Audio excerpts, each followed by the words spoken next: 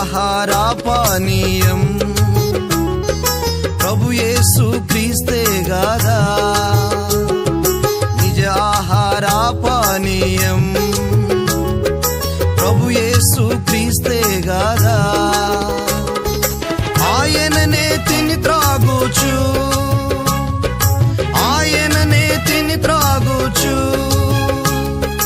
ఆ జీవముతో మనము జీవించెదం, ఆ జీవముతో మనము జీవించెదం.